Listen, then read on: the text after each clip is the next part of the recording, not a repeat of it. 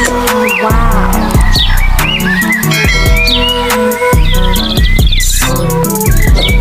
안녕하세요, 주부가집 everyone. Today we are continuing the Korean praise for the laundry.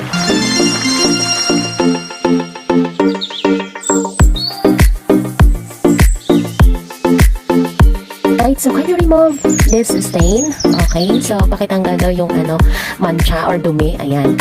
So, molophe, soyo.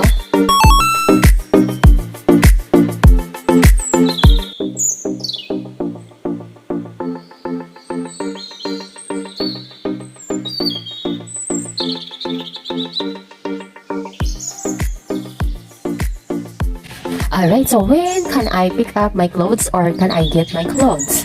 Alright, so 어서 언제 받을 수 있어요?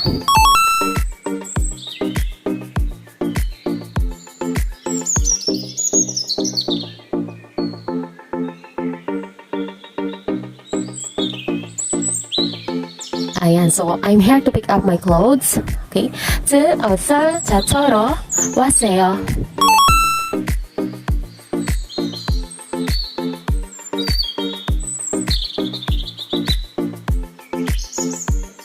Alright, so how much is it? Magkano ba ito? 얼마예요?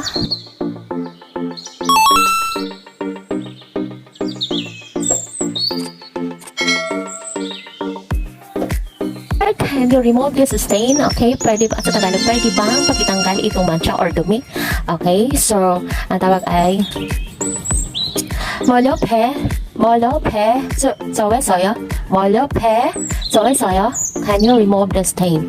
Okay, when can I pick up my clothes or when can I get my clothes? Okay, kailan ko makukuha ang aking mga damit? Alright, so ang sabi ay eso 언제 받을 수 있어요?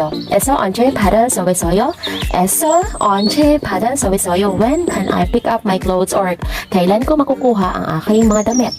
Okay, next. I'm here to pick up my clothes. Nandito ako para kunin ang aking mga damit.